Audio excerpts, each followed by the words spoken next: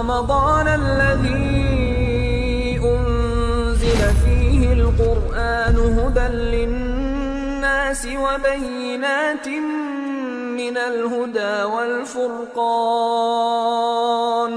فمن شهد منكم الشهر فليصم. إن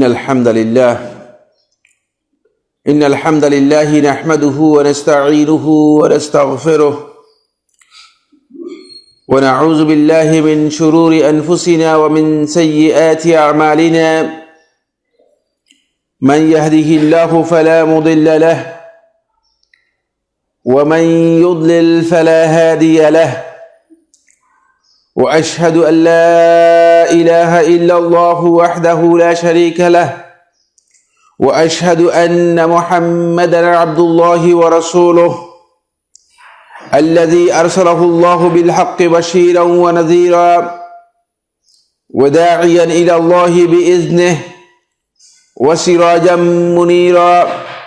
أما بعد فإن أصدق الحديث كتاب الله وخير الهدي هدي محمد صلى الله عليه وسلم وشر الأمور محدثاتها وكل محدثة بدعة وكل بدعة ضلالة وكل ضلالة في النار أو كما قال عليه الصلاة والسلام. عباد الله، أوصيكم ونفسي بتقوى الله عز وجل، واعلموا أن تقوى الله سبحانه وتعالى ملاك الحسنات وأنه خير الزاد ليوم المعاد، وأن تقواه سبحانه وتعالى خير وصية يوصي بها المسلم وهي وصية الله سبحانه وتعالى للأولين والآخرين والأنبياء والمرسلين. فقال في محكم التنزيل: يا أيها الذين آمنوا اتقوا الله حق تقاته ولا تموتن إلا وأنتم مسلمون. وقال سبحانه وتعالى: وتزودوا فإن خير الزاد التقوى واتقون يا أولي الألباب. فتقوى الله سبحانه وتعالى له فوائد عظيمة، ومن تلك الفوائد عباد الله أن جعل الله سبحانه وتعالى لمن يتقيه أن جعل له مخرجا، ومن يتق الله يجعل له مخرجا ويجعل له علما من عنده سبحانه وتعالى. يقول عز من قائل: واتقوا الله ويعلمكم الله. عباد الله، يقول الله سبحانه وتعالى في محكم التنزيل: يستخفون من الناس ولا يستخفون من الله وهو معهم إذ يبيتون ما لا يرضى من القول وكان الله بما يعملون محيطا. عن عمر بن الخطاب رضي الله تعالى عنه فيما رواه الإمام البخاري رحمه الله تعالى ومسلم في صحيحيهما بحديث طويل، وهو المعروف حديث جبريل عليه الصلاة والسلام، وفيه فقال: أخبرني عن الإحسان، فقال: أن تعبد الله كأنك تراه فإن لم تكن تراه فإنه يراك। সম্মানিত হাজিরিন, শুরুতেই আমি আমাকে সহ আপনাদেরকে জীবনের প্রত্যেকটি পর্যায়ে প্রত্যেকটি পর্বে আল্লাহ রাব্বুল আলামিনের তাকওয়া অবলম্বন করার জন্য উপদেশ দিচ্ছি। আল্লাহ তাআলা আমাদের সবাইকে প্রকাশ্যে ঘরে বাইরে প্রত্যেকটি কাজে যেন আল্লাহ রাব্বুল আলামিনের তাকওয়া অবলম্বন করতে পারি সেই তৌফিক দান করুন। সম্মানিত হাজিরিন, উপস্থিতি, অত্যন্ত গুরুত্বপূর্ণ একটি বিষয় নিয়ে আমরা ইনশাআল্লাহ তাআলা আজকে আপনাদের সাথে শেয়ার করব। আর সেই বিষয়টি হচ্ছে, আমরা আল্লাহ রাব্বুল আলামিনের বান্দা। আল্লাহ রাব্বুল আলামিন আমাদেরকে সৃষ্টি করেছেন একটি অভিষ্ট লক্ষ্যে, যাতে করে আমরা পৌঁছতে পারি এবং আল্লাহ রাব্বুল আলামিনের ইবাদতের মাধ্যমে আল্লাহ সুবহানাহু ওয়া তাআলা আমাদের জন্য যে পুরস্কার নির্ধারণ করেছেন সেই পুরস্কার আমরা লাভ করতে পারি। সেটাকেই আল্লাহ রাব্বুল আলামিন কোরআনে কারীমের মধ্যে বলেছেন, ওয়ামা খালাকতুল জিন্না ওয়াল ইনসা ইল্লা লিয়াবুদুন, আমি জিন এবং ইনসানকে সৃষ্টি করেছি আমার ইবাদত করার জন্য। আল্লাহ রাব্বুল আলামিনের ইবাদতগুলোর মধ্যে এমন একটি ইবাদত নিয়ে আজকের আলোচনা, যে ইবাদতটি মূলত বান্দাদের কাছে একেবারেই যেটি বান্দা ইচ্ছায় অনিচ্ছায়, বুঝে না বুঝে, জেনে না জেনে এই ইবাদতের যে মর্ম রয়েছে সেই মর্মটুকু বান্দা একেবারেই ভুলে গিয়েছে, হারিয়ে গিয়েছে। আমরা ইবাদত করে থাকি আল্লাহ রাব্বুল আলামিনের সন্তুষ্টির জন্য। আমরা সালাত আদায় করে থাকি, সিয়াম পালন করে থাকি, হজ করে থাকি, সদকা করে থাকি, দান খয়রাত করে থাকি, প্রত্যেকটি কাজ আমরা করে থাকি। আমাদের প্রত্যেকটি কাজের মধ্যে উদ্দেশ্য হয় যে আল্লাহর সন্তুষ্টি অর্জন করব। কিন্তু এই প্রত্যেকটি কাজের মধ্যেই এর যেই মগজ, এর যেই মূল বিষয় রয়েছে, এর যে প্রকৃত বিষয় রয়েছে, সেটা আমরা খুঁজে পাই না, সেটি আমাদের খেয়াল থাকে না, সেখানে আমাদের ত্রুটি বিচ্ছুতি থেকে যায়। ফলে আমার বাহ্যিক রূপ আর আমার অভ্যন্তরীণ রূপ, আমার প্রকাশ্য রূপ আর আমার অপ্রকাশ্য রূপ, আমার ঘরের অবস্থান, আমার বাহিরের অবস্থান, এই দুইটি মূলত বড় ধরনের পার্থক্য তৈরি হয়ে যায়।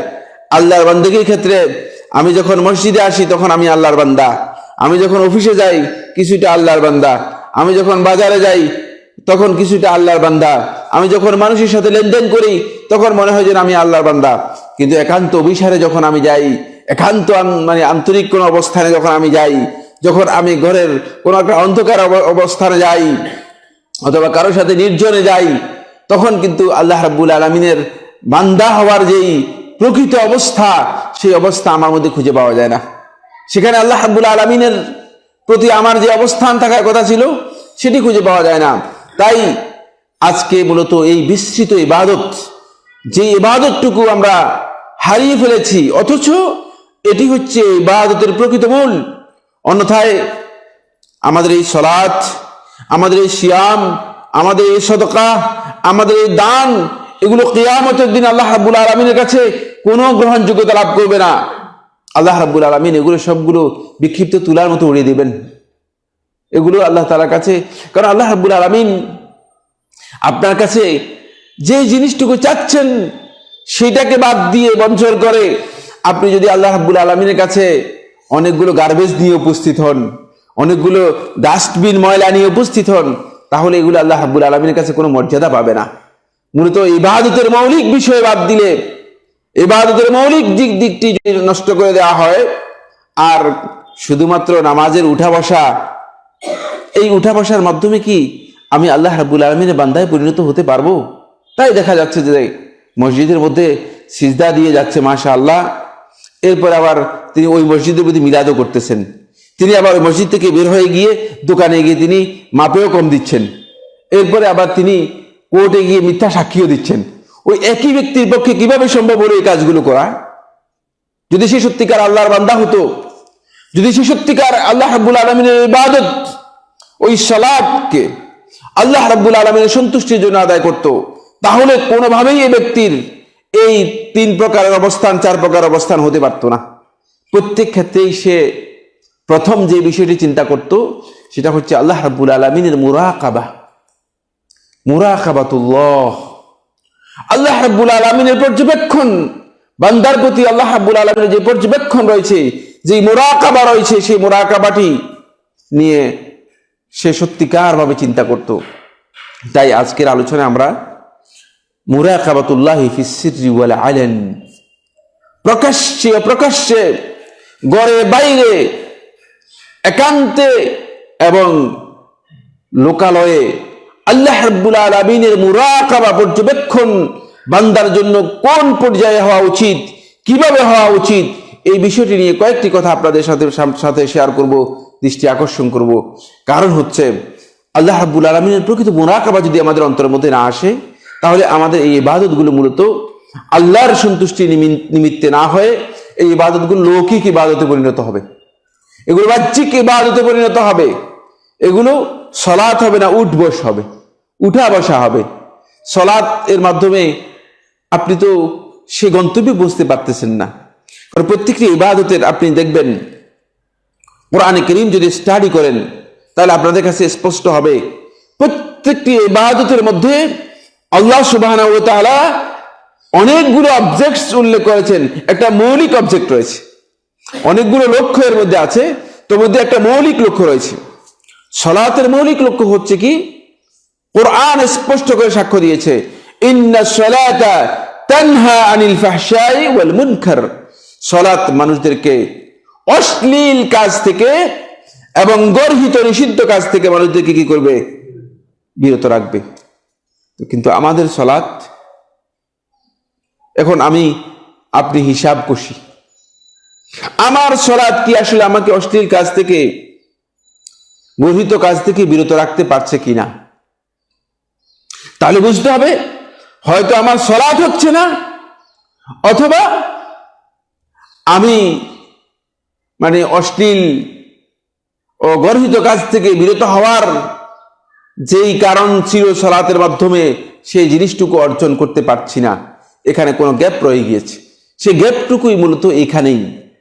প্রথমে মুরাকাবাতুল্লাহ সুবহানাহু ওয়া তাআলা সম্পর্কে কয়েকটি কথা বলবো। সেকেন্ডলি, আল্লাহ রাসূল সাল্লাল্লাহু আলাইহি ওয়াসাল্লামের নির্দেশনা এক্ষেত্রে কি ছিল সেটা আপনাদের সামনে তুলে ধরবো।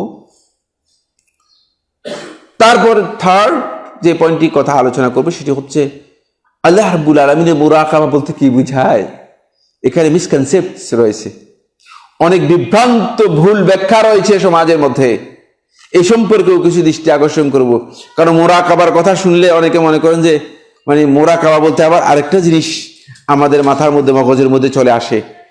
সেই মুরাকাবার বিষয়টিও আমি আপনাদের দৃষ্টি আকর্ষণ করব, যাতে করে আপনারা বুঝতে পারেন যে আসল মুরাকাবা থেকে আপনাকে আমাকে দূরে সরিয়ে নিয়ে গিয়ে আমাদেরকে ফালতু বিকৃত এবং বিচ্ছুত মুরাকাবার মধ্যে আমাদেরকে কি করে দিয়েছে? ঢুকে দিয়েছে। ফলে আমরা আল্লাহ তাআলার মুরাকাবা বাদ দিয়ে এখন আমরা অন্য মুরাকাবার মধ্যে চলে গিয়েছি। সেই বিষয়টিও আমি আপনাদের দৃষ্টি আকর্ষণ করব। সময়ের দিকে লক্ষ্য রেখে প্রথম যে পয়েন্টটি আলোচনা করতে চাই সেটি হচ্ছে এই দ্বীনের তিনটি স্টেজ, তিনটি স্তর মুহাম্মদ রাসূলুল্লাহ সাল্লাল্লাহু আলাইহি ওয়াসাল্লাম আমাদেরকে জানিয়ে দিয়ে গেছেন। দুনিয়ার কোন আলেম এই তিনটি স্টেজের বাইরে দ্বীনের আর কোন স্টেজ সম্পর্কে জানেন না, আর কোন স্টেজ আবিষ্কার করেন নেই, অথবা দ্বীনের আর কোন প্রকার দুনিয়ার কোন আলেম আবিষ্কার করেন নেই। একমাত্র বিভ্রান্ত বিচ্ছুত সুফি দর্শনে বিশ্বাসী একদল লোক ইসলামের নামে নতুন কিছু আবিষ্কার করে দিয়েছে। তারা আবিষ্কার করেছে যে দ্বীনের মধ্যে শরীয়ত, তরিকত, মারিফত, হাকিকত, এটা আপনারা শুনেছেন। একটা জিনিস জানবেন যে যদি আপনি বলেন ফার্স্ট অফ স্পিচ, এটা কয় প্রকার? এটা 8 প্রকার, ঠিক কিনা? কোন জিনিসের প্রকার হচ্ছে এই 4টি? এটা ইসলামের প্রকারভেদ না দ্বীনের প্রকারভেদ? কিসের প্রকারভেদ হিসেবে এটাকে আখ্যায়িত করা হয়েছে? এটা বিশাল বিভ্রান্তি। যদি ইসলামের প্রকারভেদ হয়, শরীয়তের বাইরে ইসলাম আর কোথা থেকে আসবে? ইসলাম তো পরিপূর্ণ শরীয়ত। ইসলামের এমন কোনো জিনিস নেই যেটি শরীয়তের বাইরে যেতে পারে। মুহাম্মদ রাসূলুল্লাহ সাল্লাল্লাহু আলাইহি ওয়াসাল্লাম যে শরীয়ত নিয়ে এসেছেন সেটারই আরেক নাম হচ্ছে কি? ইসলাম। সেটারই আরেক পরিচয় হচ্ছে দ্বীন। সেই দ্বীনের পরিচয় দেওয়ার জন্য মূলত মুহাম্মদ রাসূলুল্লাহ সাল্লাল্লাহু আলাইহি ওয়াসাল্লাম তার কাছে যে ওহী অবতীর্ণ হয়েছে সেই ওহীর মাধ্যমে মানুষের সামনে, সাহাবায়ে কেরামদের সামনে দ্বীনের সেই পরিচয় তুলে ধরেছেন। এখন আপনি এটাকে একটা প্রকার করেছেন শরীয়ত। শরীয়তের মধ্যে আবার আরেকটা প্রকার হচ্ছে তরিকত। কিসের প্রকার? এটি কোথা থেকে আসলো? তরিকতের মধ্যে আরেকটা প্রকার করেছেন মারিফত, মারিফতের মধ্যে আরেকটা প্রকার করেছেন হাকিকত। এই 4টি প্রকার কিসের প্রকার? যদি আপনি তাদেরকে জিজ্ঞেস করেন, ওই সুফি চিন্তা দর্শনে বিশ্বাসী, সুফি আকীদা বিশ্বাসী ওই বন্ধুদেরকে যদি জিজ্ঞেস করেন যে ভাই আপনি যে এই তাকসিম করলেন, ক্লাসিফিকেশন করলেন, যে মানে প্রকারভেদ করলেন, এই প্রকারটা আসলে কিসের প্রকার করলেন? ইসলামের প্রকার হলে তো ইসলামের প্রকার এমন হওয়ার কথা না, কারণ ইসলামের প্রকারের মধ্যে তো এই বাইরে যাওয়ার কোনো জিনিস নেই। শরীয়তের মধ্যেই ইসলাম পরিপূর্ণ রূপে রয়েছে, শরীয়তের বাইরে ইসলামের আর কিছুই নেই। কিন্তু বিভ্রান্ত এই গোষ্ঠী তারা মূলত যখন দেখেছে যে এই বিভ্রান্ত গোষ্ঠী যখন দেখতে পেরেছে যে শরীয়তের এই প্রকারভেদ, শরীয়ত যদি কোনোভাবে উপেক্ষা করা যায়, শরীয়তকে যদি কোনোভাবে বাদ দেওয়া যায়, তাহলে যেটা হবে সেটা হচ্ছে যে শরীয়তের বাইরের কিছু জিনিস ইসলামের মধ্যে ইসলামের নাম দিয়ে কি করা যাবে, ঢুকানো যাবে। তাই বলছে যে না, শরীয়ত তো আপনারা বাহ্যিক যে সমস্ত ইবাদত করে থাকেন সেগুলো হচ্ছে শরীয়ত, এর বাইরে কিছু জিনিস আছে যেগুলো শরীয়তের বাইরে, সেগুলোকে আমরা মনে করেছি যে সেগুলো হচ্ছে তরিকত, এগুলো তরিকতের মধ্যে পাওয়া যায়। এক ভাই সলাত আদায় করতেছেন, তা আমাদের এক বন্ধু তার সলাত আদায়ের ধরন দেখে তিনি তাকে দৃষ্টি আকর্ষণ করলেন। সলাতের পরে বললেন যে ভাই, আপনারা দেখলাম আপনি যে সলাত আদায় করতেছেন, কিন্তু সলাতের মানে ধরনটা কেন যিনি কোরআন এবং সুন্নাহর যে নির্দেশনা রয়েছে সেই নির্দেশনা অনুযায়ী সঠিক মনে হচ্ছিল না। আপনি কিভাবে আদায় করতেছিলেন? চোখটা অনেকটা মানে উঁচা করে তার দিকে তাকিয়ে এভাবে মানে বললো যে আপনি কি জানেন আমি কোন ধরনের সলাত আদায় করি? বলে না, তা জানি না। আপনি কোন ধরনের সলাত আদায় করেন এটা আমি কিভাবে জানবো? আপনার সলাত আপনি আদায় করেন, কিভাবে আদায় করেন, কোন ধরনের আদায় করেন সেটা আপনি ভালো জানেন। বলে যে আমি শরীয়তের সলাত আদায় করি না, আমি তরিকতের সলাত আদায় করি।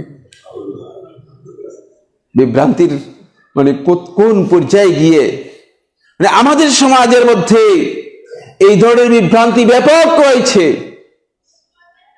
যারা মনে করে থাকেন যে না, শরীয়তের সলাতের চেয়ে তরিকতের সলাত তাদের কাছে অনেক বেশি হাই কোয়ালিটির সলাত, তারা তরিকতের সলাত আদায় করে থাকে।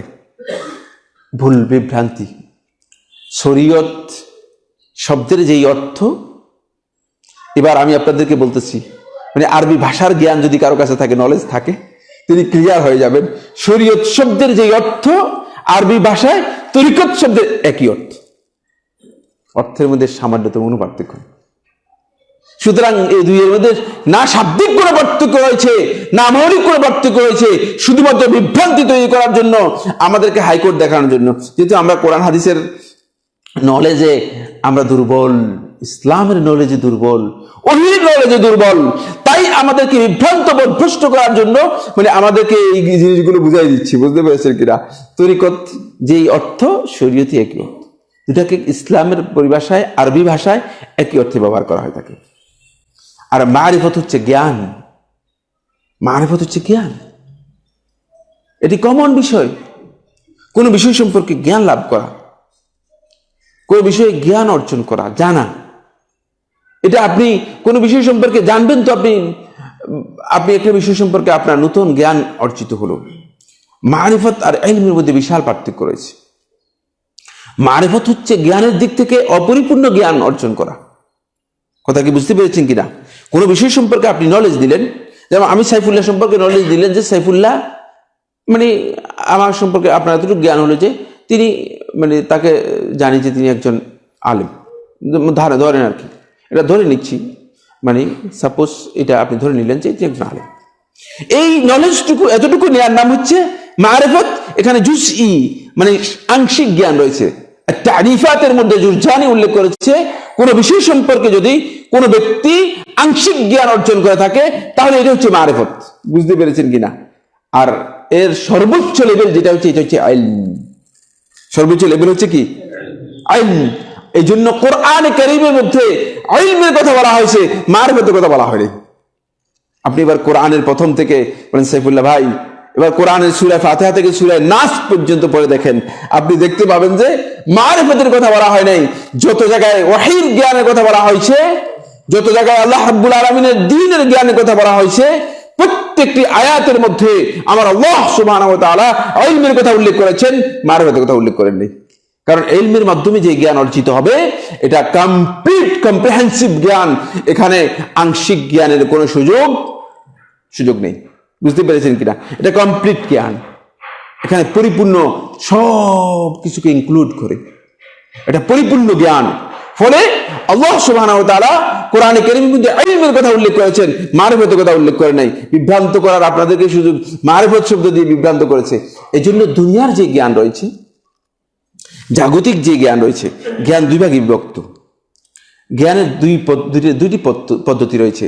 একটা হচ্ছে ওহীর মাধ্যমে পদ্ধতি যে জ্ঞান, এটাকে ইলম বলা হয়। এটাকে কি বলা হয়? ইলম বলা হয় থাকে।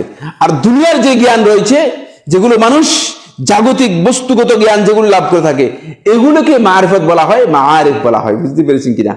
কারণ এগুলো আপনি এই যে এখানে দেখতে পাচ্ছেন, এটা হলো ক্যামেরা। এটা আমার নলেজের মধ্যে এখন হচ্ছে ক্যামেরা। হতে পারে যে মানে এটা ক্যামেরা ছাড়া আরো অন্য কাজও এর মধ্যে কি হতে পারে, থাকতে পারে এর মাধ্যমে। কথা কি বুঝতে পেরেছেন কিনা? এই যে মানে নলেজ, যেটা আমি বাহ্যিক যে নলেজ দিতে পারলাম, এর মধ্যে বিচ্যুতির সম্ভাবনা রয়ে গিয়েছে, বিচ্যুতির সম্ভাবনা রয়ে গিয়েছে। আর এই বিচ্যুতির দলিল কি? দলিল হচ্ছে আপনি এদিকে তাকানোর উপরে দেখতে পাবেন, চোখের দৃষ্টি যাওয়ার পরে দেখবেন যে আসমানটা গিয়ে মনে হয় যেন ওই গাছের সাথে কি হয়ে গেছে, মিশে গেছে। আসলে কি মিশে গিয়েছে কিনা? এই আপনার এই মারিফতটা হচ্ছে জুজই, এবং এটা ইনকমপ্লিট, এবং এটা কোনোভাবেই পরিপূর্ণ নয়। এটার মধ্যে বিচ্যুতির সম্ভাবনা 100% রয়ে গেছে। ফলে আজকে এই বিজ্ঞান, আপনারা যে বিজ্ঞানের কথা বলতেছেন, এই বিজ্ঞান এক সময় এক তথ্য দেয়, এক সময় এক তথ্য দেয়, এক সময় এক জ্ঞান দিচ্ছে।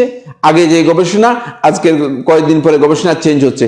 আপনার মেডিকেল সায়েন্স যখন জাল ইউনিসের সময় ছিল, গ্রিক ডক্টর জাল ইউনিসের সময় যে মেডিকেল সায়েন্স ছিল, এখন বর্তমান মেডিকেল সায়েন্স কি একটা কিনা? একই কিনা? আপনারা কি মনে করেন? একই? বিশাল পরিবর্তন হয়েছে, বিশাল পরিবর্তন হয়েছে।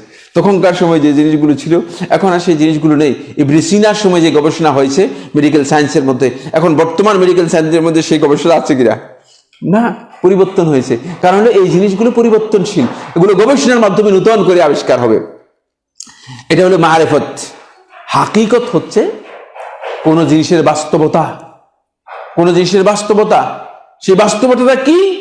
বাস্তবতা হচ্ছে বিধানের বাস্তবতা। আল্লাহ তাআলা যে জিনিসগুলো নির্দেশ দিয়েছেন, সেই জিনিসগুলোকে বাস্তবায়ন করার নাম হচ্ছে হাকিকত। আর এটাকে মানুষদেরকে অনেক বড় করে দেখানো হচ্ছে। এটি ইসলাম অথবা দ্বীনের প্রকার নয়, ইসলাম অথবা দ্বীনের স্টেজ নয়। ইসলামের স্টেজ, দ্বীনের স্টেজ মুহাম্মদ রাসূলুল্লাহ সাল্লাল্লাহু আলাইহি ওয়াসাল্লাম সহিহ বুখারী এবং মুসলিমের হাদিসের মধ্যে, যে হাদিসটি অনেক দীর্ঘ হাদিস, হাদিস জিবরিল নামে পরিচিত, ওই হাদিসের মধ্যে স্পষ্ট করে জানিয়ে দিয়ে গেছেন। তিনি বলেছেন হাদিসের মধ্যে, রাসূল সাল্লাল্লাহু আলাইহি ওয়াসাল্লামের কাছে এসে জিবরিল আমিন প্রথমে ইসলাম সম্পর্কে জিজ্ঞেস করেছেন, তারপরে ঈমান সম্পর্কে জিজ্ঞেস করেছেন, তারপরে ইহসান সম্পর্কে জিজ্ঞেস করেছেন। তারপরে রাসূলুল্লাহ সাল্লাল্লাহু আলাইহি ওয়াসাল্লাম যখন তিনি চলে গিয়েছেন, বলেছেন যে ওমর ইবনে খাত্তাব রাদিয়াল্লাহু আনহু হাদিসের মধ্যে তিনি বলেন, হাযা জিবরিল আতাকুম লিয়ুআল্লিমাকুম দীনাকুম। এই হচ্ছে জিবরিল আমিন আলাইহিস সালাতু ওয়াস সালাম এসেছে তোমাদের দ্বীন কি, এটা তোমাদেরকে পরিপূর্ণরূপে শিক্ষা দেওয়ার জন্য। এটা হচ্ছে দ্বীনের স্তর। দ্বীনের সবচেয়ে হাই গ্রেড, যেটা হাই স্তর হচ্ছে, সর্বোচ্চ স্তর হচ্ছে যেটা, এটার নাম হচ্ছে ইহসান। এটার নাম হচ্ছে কি? ইহসান।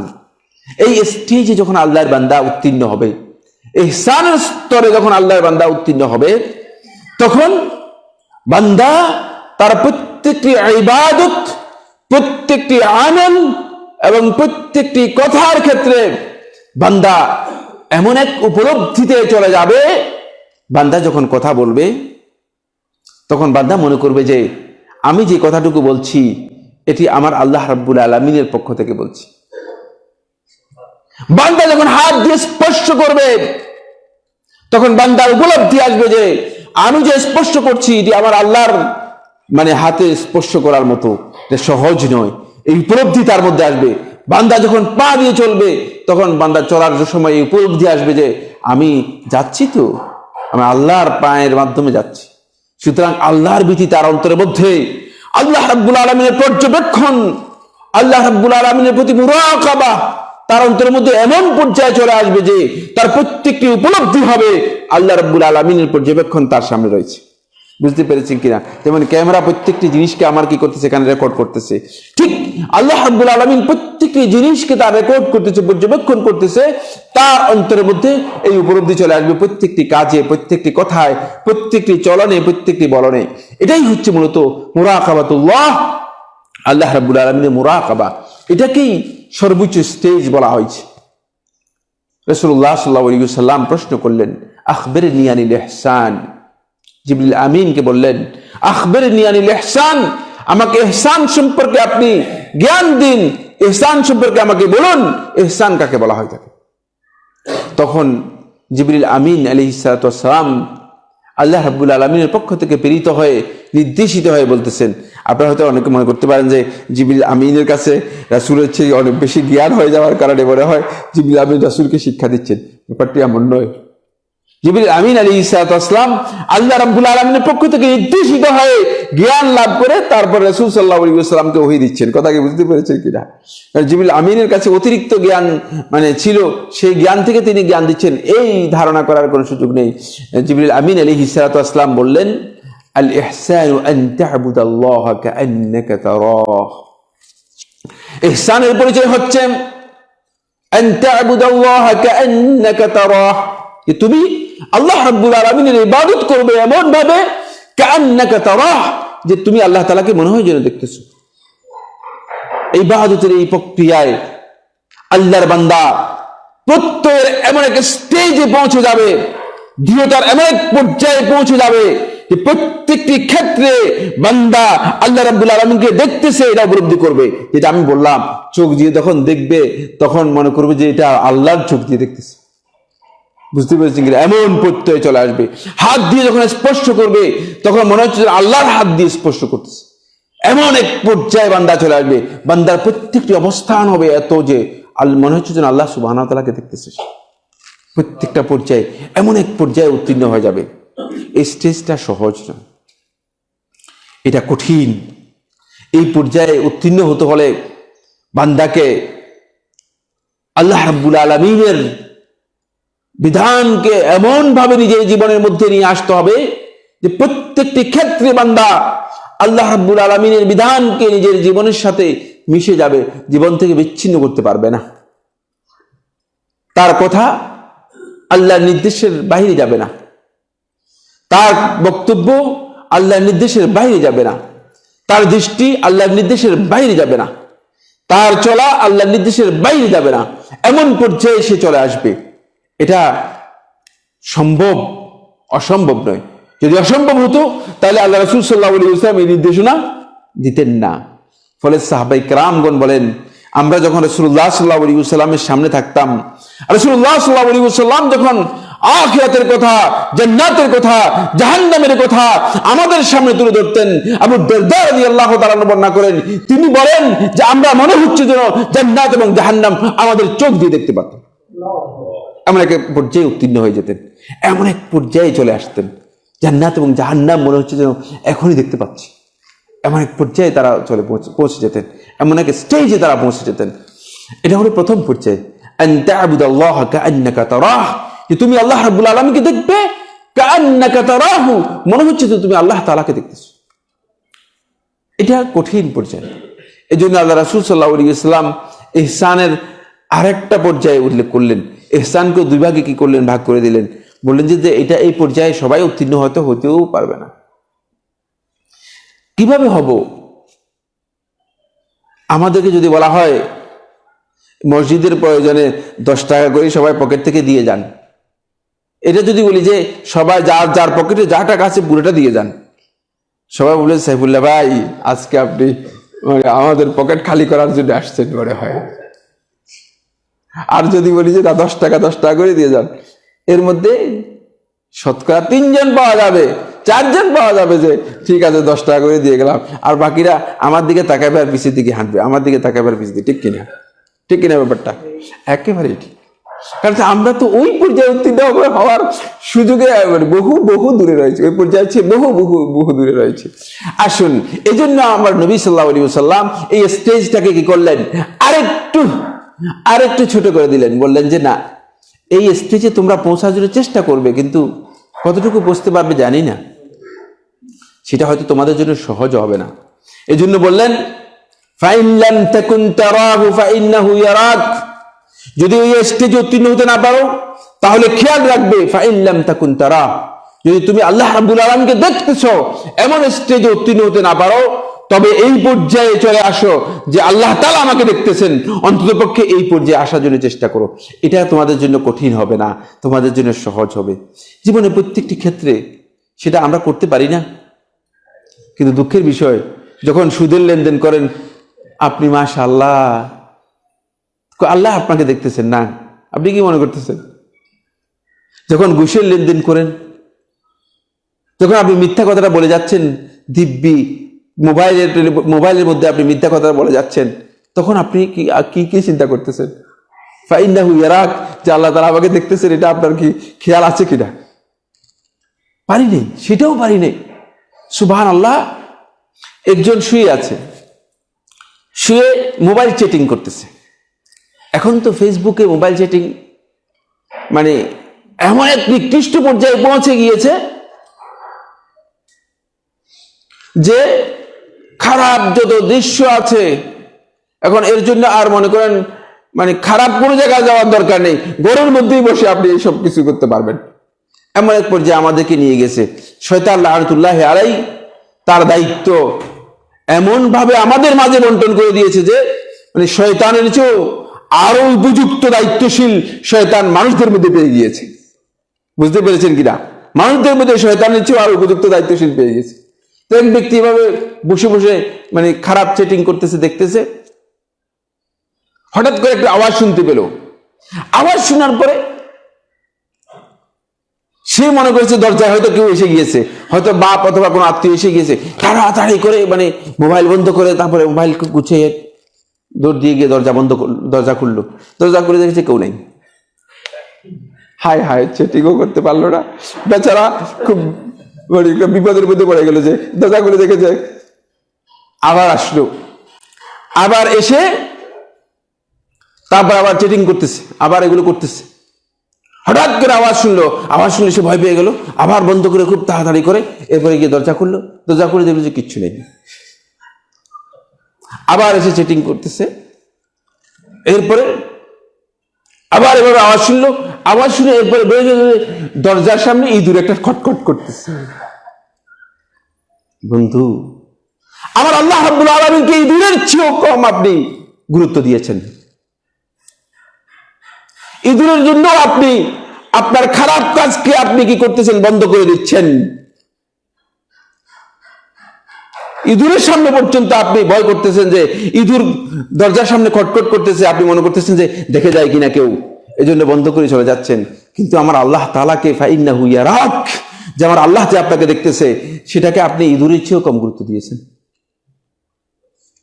যদিও এভাবে বলা যায় না, কিন্তু বাস্তবতা তো এখানেই। আমরা তো ওই পর্যায়ে পৌঁছে গিয়েছি, ওই পর্যায়ে আল্লাহ রাব্বুল আলামিনের মুরাকাবা আমাদের চলে গিয়েছে। আল্লাহ রাব্বুল আলামিনের ভয় আমাদের অন্তরের মধ্যে, আল্লাহ রাব্বুল আলামিনের কর্তৃপক্ষ আমাদের অন্তরের মধ্যে ওই পর্যায়ে চলে গিয়েছে যে যেটা আমার সর্বোচ্চ পর্যায়ে ছিল সেটা সর্বনিম্ন পর্যায়ে নেমে আসছে, সর্বনিম্ন পর্যায়ে নেমে এসেছে। ফলে সবচেয়ে বড় সহজ মুরাকাবা আমরা করি, সেটা হলো মসজিদে আসলে।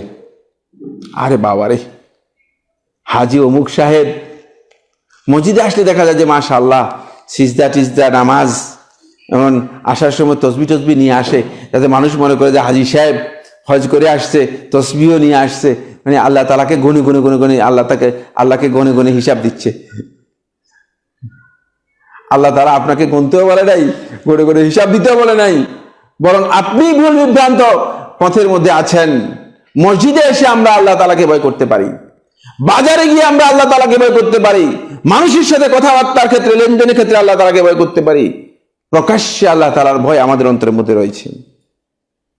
বাহ্যিক রূপ আমার আল্লাহ তাআলার ভয় রয়েছে, লৌকিকভাবে আমি আল্লাহ তাআলাকে ভয় করতে পারি, কিন্তু ভেতরে যখন একান্তে যাই তখন আমি আল্লাহ রাব্বুল আলামিনকে আর ভয় করতে পারি না।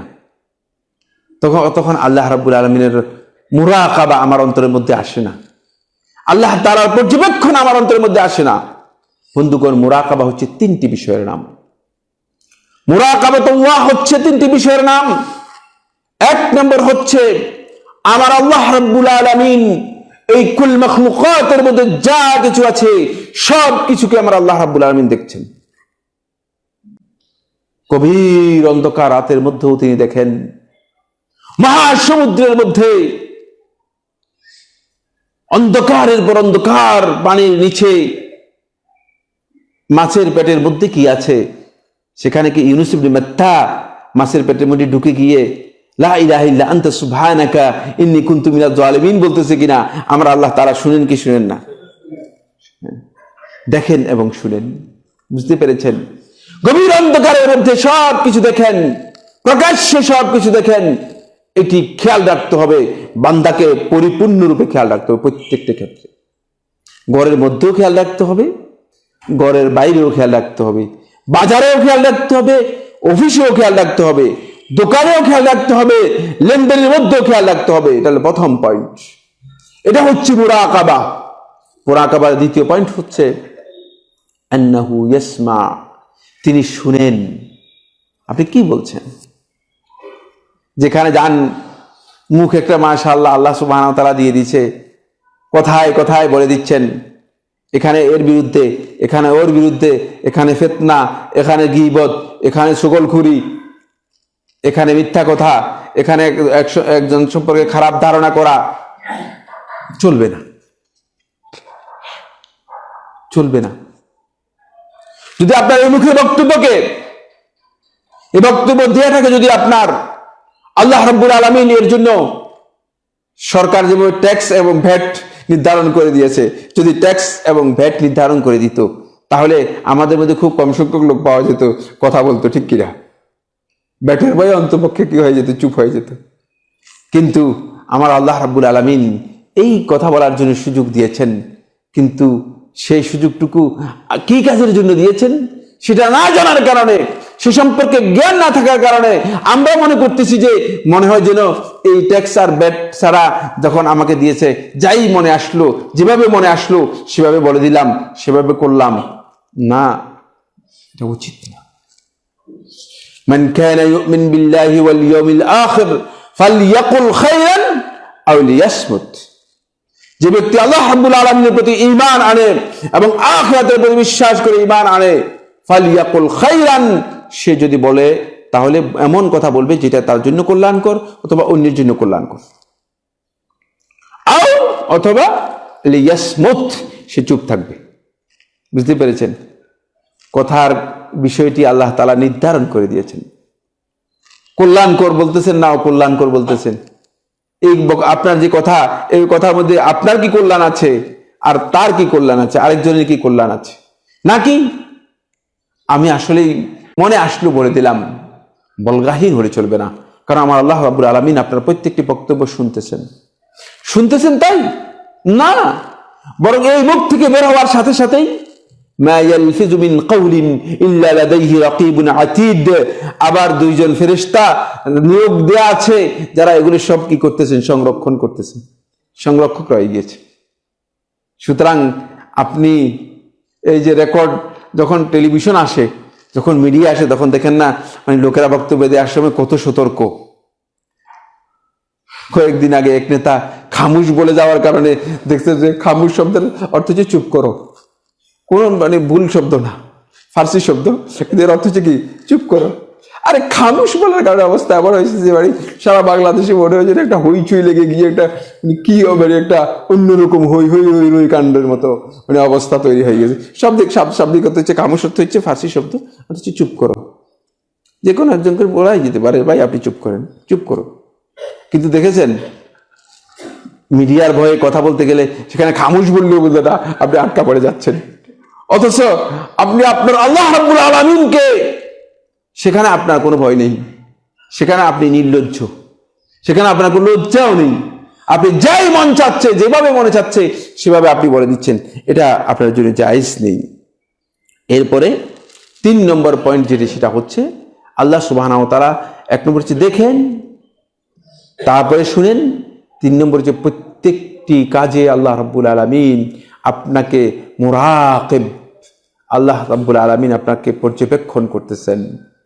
আপনাকে ছেড়ে দিবেন এমন নয়।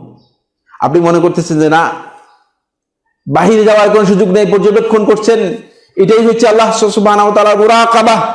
দুর্ভাগ্যের বিষয় হচ্ছে এই মুরাকাবার বিষয়টি আমরা অন্যভাবে নিয়ে গিয়েছি।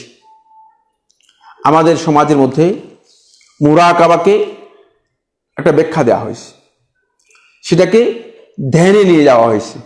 মুরাকাবা বলতে যখন আমরা বলি যে মুরাকাবাতুল্লাহ, আল্লাহর মুরাকাবা মানে আল্লাহর ধ্যান করা, নাউযুবিল্লাহি মিন যালিক। ঈমানদার ব্যক্তিদের এই বক্তব্য বিশ্বাস করা কুফরি। ইসলাম ধ্যানের সাথে ইসলামের সামান্যতম কোনো সম্পর্ক নেই।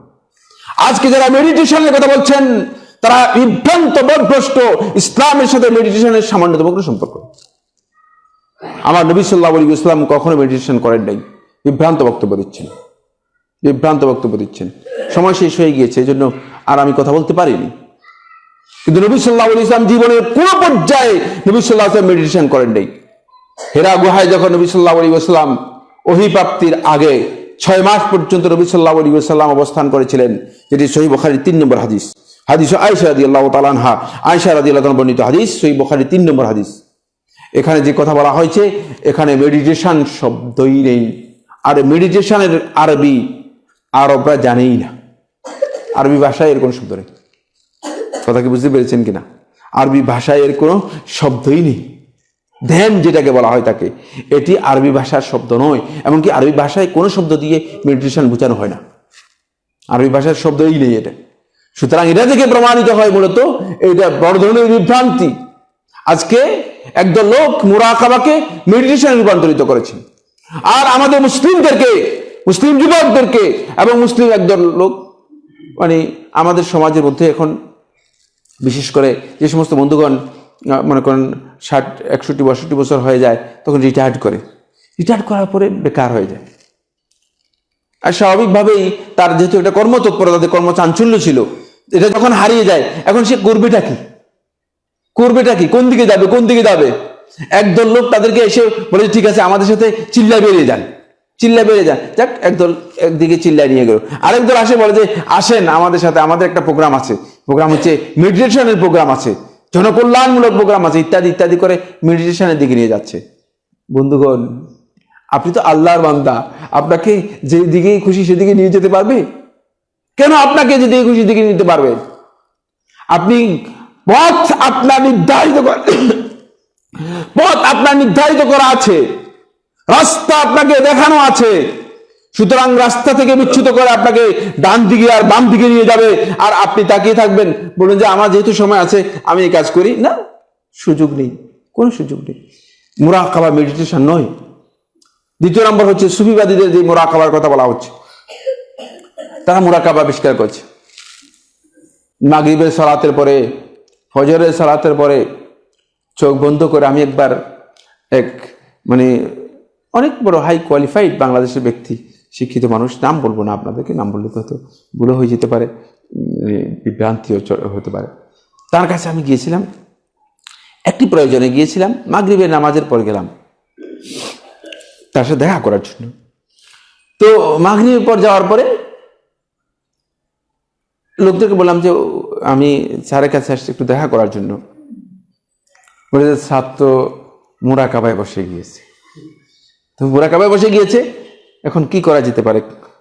বলে না, উনি এশার আগে আর কি হবেন না, উনি আর উঠবেন না, উনি আর চোখ খুলবেন না। আমি বললাম যে আল্লাহ মাফ করুক, উনি আর মুরাকাবা উনি থাকুক, আমি আর দুঃখিত, আমি দেখা করতে পারলাম না, আমি চলে আসলাম। বুঝতে পেরেছি? আমরা নিজেদের দিন নিজেরা আবিষ্কার করে নিচ্ছি, নিজেদের তৈরি করা দিন নিয়ে আমরা মনে করতেছি যে আমার এই দিন দিয়ে আমি মনে হয় আল্লাহ তাআলা সন্তুষ্টি অর্জন করব। আমার বন্ধুগণ, আল্লাহ সন্তুষ্টিকে এর মাধ্যমে অর্জন করা সম্ভব? পসিবল? আদৌ সম্ভব হতে পারে? এই সুফিবাদী চিন্তাধারায় মুরাকাবা তারা আবিষ্কার করে নিয়েছে চোখ বন্ধ করে। চোখ বন্ধ করে কি কাজ করবেন? অনেক কাজ তারা শিক্ষা দিয়েছে, অনেক দীর্ঘ আলোচনা, এগুলো আমার সব জানা আছে, কিন্তু আমি আজকে আর সময়ের কারণে বলতে পারলাম না। শুধু বলছি যে এই মেডিটেশন, এই মুরাকাবা, ইসলাম যে মুরাকাবা শিক্ষা দিয়েছে সেই মুরাকাবার সাথে সামান্যতম সম্পর্ক নেই। সর্বশেষ আল্লাহ নবী সাল্লাল্লাহু আলাইহি ওয়াসাল্লাম একটি হাদিস শুধু আপনাদেরকে শুনিয়ে যেতে চাই। রাসূলুল্লাহ সাল্লাল্লাহু আলাইহি ওয়াসাল্লাম থেকে সাইদ ইবনে ইয়াজিদ আল আজদি রাহিমাহুল্লাহ তাআলা রাদিয়াল্লাহু তাআলা বর্ণনা করেন, তিনি বলেন ক্বালা লিন নবী সাল্লাল্লাহু আলাইহি ওয়াসাল্লাম, তিনি রাসূলুল্লাহ সাল্লাল্লাহু আলাইহি ওয়াসাল্লামকে বললেন, আউসিনি, হে আল্লাহ রাসূল সাল্লাল্লাহু আলাইহি ওয়াসাল্লাম, আপনি আমাকে ওসিয়ত করুন, আপনি আমাকে উপদেশ দিন, আমি আপনার কাছে উপদেশ চাই। কোন উপদেশ আপনি আমাকে দেন, যে উপদেশের মাধ্যমে আমি সবচেয়ে বেশি উপকৃত হতে পারি, আমার নিজের জীবনের পরিবর্তন আনতে পারি, নিজের জীবন এবং আমলের মধ্যে সত্যিকার পরিবর্তন সাধন করতে পারি, এমন একটি উপদেশ দিন।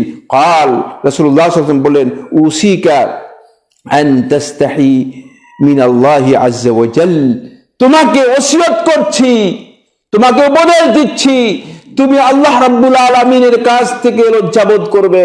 তুমি মনে করবে যে আল্লাহ সুবহানাহু ওয়া তাআলা প্রত্যেকটি ক্ষেত্রে তোমাকে দেখছেন, প্রত্যেকটি বিষয়ে শুনছেন। সুতরাং যদি সত্যিকার লজ্জাবোধ আল্লাহ রাব্বুল আলামিনের কাছ থেকে করতে পারো, আরে মানুষের কাছে আপনি কাপড় খুলে দাঁড়িয়ে দেখতে পারবেন কিনা? পারবেন? কোন মানুষ পারবে? মাথার মধ্যে যদি গিলু থাকে, অন্ততপক্ষে গিলু যদিও কিছু কম হলেও অসুবিধা নেই, কম গিলু হলেও যদি কারো গিলু থাকে সে কাজ করবে না, টাকা দিলেও করবে না। বুঝতে পেরেছেন? এই জন্য আমার নবী সাল্লাল্লাহু আলাইহি ওয়াসাল্লাম শিক্ষা দিচ্ছেন, উসিকা, তোমাকে এই শিক্ষা দিচ্ছি, এই উপদেশ দিচ্ছি, আন তাস্তাহি মিনাল্লাহি আযজা ওয়া জাল, আল্লাহ রাব্বুল আলামিনের কাছ থেকে তুমি লজ্জাবোধ করবে, কামা তাস্তাহি মিনার রাজুলিস সালিহ, যেমন তুমি একজন সৎকর্মশীল ব্যক্তিকে দেখলে লজ্জাবোধ করো, একজন সৎকর্মশীল লোককে দেখলে লজ্জাবোধ করো। বন্ধুগণ, এক সময় আমাদের এই দেশের মানুষ আলেম সমাজদেরকে সম্মান, মর্যাদা এবং তাদেরকে শ্রদ্ধার মাধ্যমে ভয় করতো, ঠিক কিনা? কেন? তার কারণ হচ্ছে আলেমরা আল্লাহ রাব্বুল আলামিনকে প্রকাশ্যে অপ্রকাশ্যে, ঘরে বাইরে সর্বত্র আল্লাহ তাআলাকে ভয় করত। এই জন্য তাদেরকে মানুষ সেভাবে ভয় করত। এখন আলেমরা মানুষদেরকে ভয় করে, সুতরাং মানুষদেরকে আলেমরা ভয় করে না, ঠিক কিনা? পুরাই উল্টা হয়ে গেছে। আল্লাহ সুবহানাহু ওয়া তাআলা আমাদের সবাইকে বুঝার তৌফিক দান করুন। আকুলু কাওলি হাযা লি ওয়া লাকুম ফাস্তাগফিরুল্লাহ লি ওয়া লাকুম ফাস্তাগফিরুহু ইন্নাহু হুয়াল গফুরুর রহিম।